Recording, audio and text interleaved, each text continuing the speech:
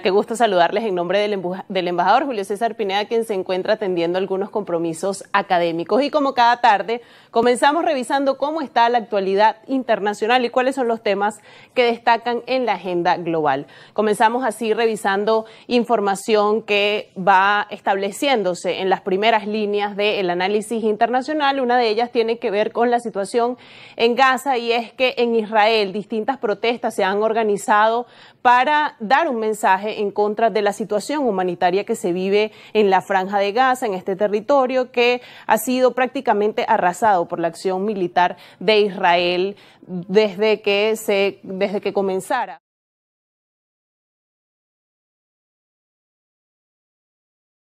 en territorio israelí. Vamos a repasar entonces más información de lo que han sido estas protestas.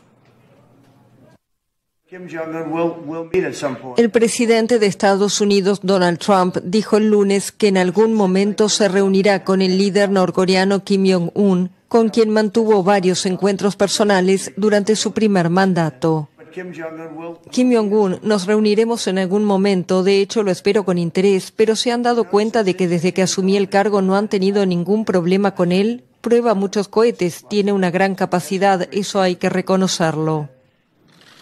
Trump, quien se reunió 3 veces con Kim durante su primer mandato, elogió su relación y aseguró que lo conoce mejor que nadie, casi excepto quizás su hermana. Sus reuniones redujeron las tensiones, pero no lograron producir un acuerdo duradero. Desde entonces, Kim ha forjado una estrecha relación con Rusia, incluyendo el envío de tropas para luchar contra Ucrania, y se ha atrincherado en su negativa a desmantelar el programa nuclear de Corea del Norte. La declaración de Trump tuvo lugar al ser consultado por periodistas sobre si volvería a reunirse con Kim antes de la visita a la Casa Blanca del nuevo presidente de Corea del Sur, Lee Jae-myung.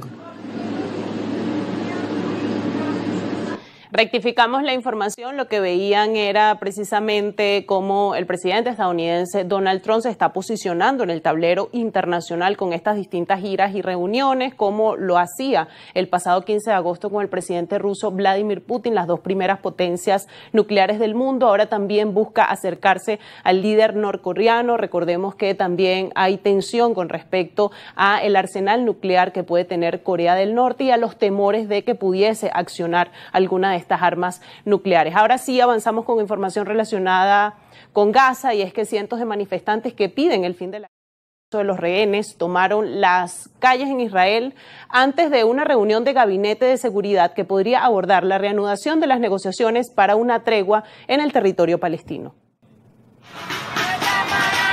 Cientos de manifestantes tomaron el martes las calles en Israel pidiendo el fin de Gaza y el regreso de los rehenes. La protesta bloqueó calles en Tel Aviv, donde los participantes ondearon banderas israelíes y levantaron fotos de los rehenes. Esto es lo único que quiere la gran mayoría de los ciudadanos israelíes, y es lo único que Netanyahu ignora a la opinión pública. Pero tenemos que gritar, nunca nos rendiremos, tenemos que terminar un acuerdo por los rehenes. Mi hijo Nimrod debe ser liberado. Creemos que la única forma de que ocurran el acuerdo de rehenes y el alto al fuego es si el pueblo de Israel sale a las calles y exige lo que queremos. Queremos que nuestros hermanos y hermanas vuelvan a casa, no tienen tiempo. Queremos acabar con el derramamiento de sangre que está ocurriendo en Gaza. La manifestación tuvo lugar antes de una reunión del Gabinete de Seguridad que podría abordar la reanudación de las negociaciones para una tregua en el territorio palestino. El gabinete israelí aprobó a inicios de agosto un plan para que el ejército tome Ciudad de Gaza, lo que desató temores por la seguridad de los rehenes y una nueva ola de protestas en las calles. El grupo islamista Hamas, que gobierna Gaza, ha anunciado que aceptaba una nueva propuesta de tregua presentada por los mediadores Egipto, Qatar y Estados Unidos, la cual contemplaba la liberación escalonada de rehenes a lo largo de 60 días, a cambio de la liberación de presos palestinos en Israel.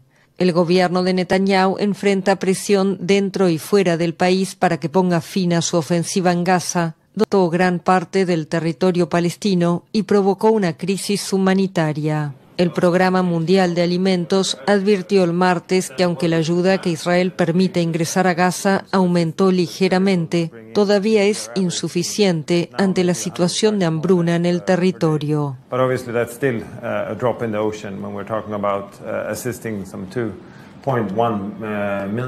Y hasta ahora también revisamos información en nuestra región, y es que tras la primera vuelta Bolivia se ha vuelto a poner en los primeros lugares de la agenda internacional en nuestra región, y el país no pasará por un ajuste severo para salir de la crisis, según afirmaciones del candidato de centro derecha Rodrigo Paz en una entrevista con la AFP, en la que además marcó distancia con las medidas radicales que plantea su rival de derecha en el balotaje de octubre.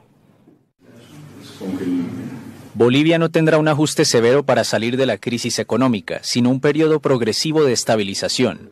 Eso afirmó el candidato presidencial de centro derecha Rodrigo Paz en entrevista con la AFP. El senador de 57 años marca distancia con una receta menos radical que la que propone su rival de derecha dura, Jorge Quiroga. La gente entiende que hay que ordenar la casa. Por eso la gente no acepta el tema del, como en su momento otro candidato ha dicho, vamos al crédito con el Fondo Monetario Internacional. La gente dice, primero ordenemos la casa, veamos realmente qué nos hace falta y después hablemos con dicho fondo o hablemos con cualquier tipo de idea de crédito. Paz promete impulsar capitalismo popular en esta nación rica en gas y recursos de litio, pero con un 85% de informalidad laboral.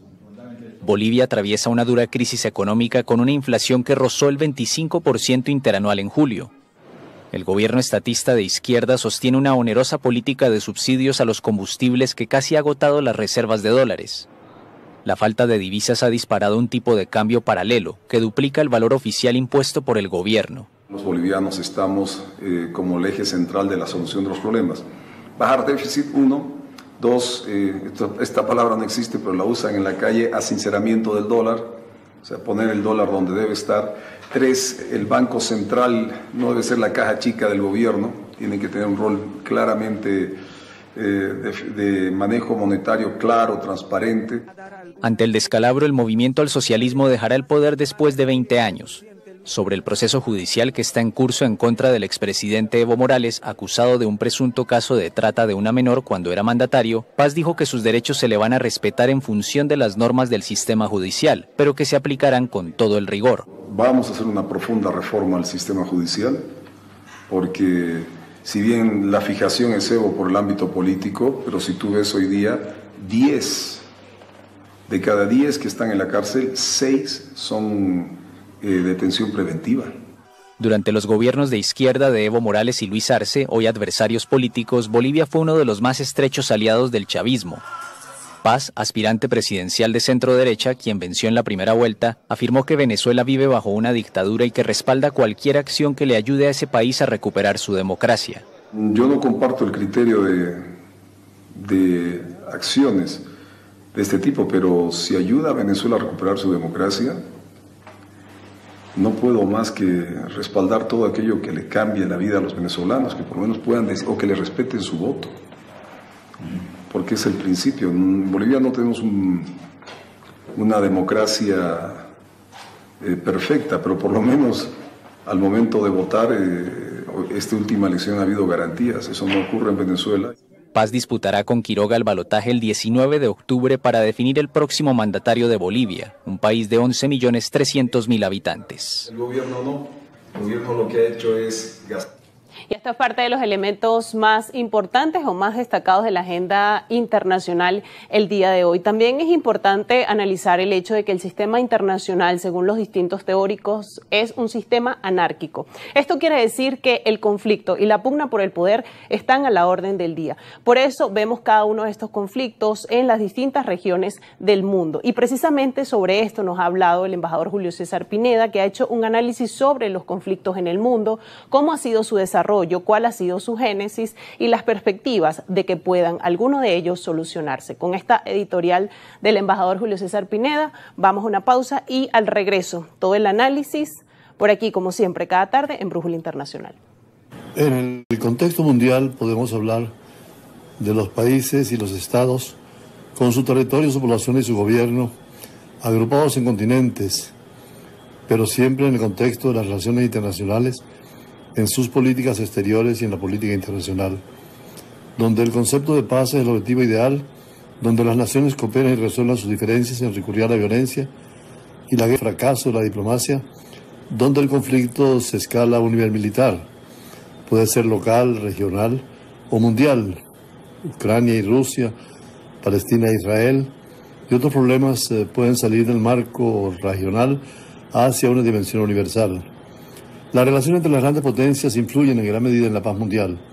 Por ejemplo, los conflictos por recursos naturales, que es la tierra, o la diferencia ideológica, o las religiosas, o la búsqueda de poder, a menudo conducen a tensiones y a veces a la guerra. La cooperación internacional, la diplomacia y el respeto a los derechos humanos son esenciales para promover la paz y evitar los conflictos. En el caso de Asia, es el continente más grande y más poblado del mundo, con 4.700 millones de personas, en 44.6 millones de kilómetros cuadrados. Cuanto a los derechos humanos varían, así el Japón y Corea del Sur son sistemas democráticos fuertes que protegen los derechos individuales, entre otros como China y Corea del Norte enfrentan serios problemas de derechos humanos. El económico alberga algunas de las economías más grandes y de más rápido crecimiento como China e India, pero también sociedades con pobreza y con marginalidad.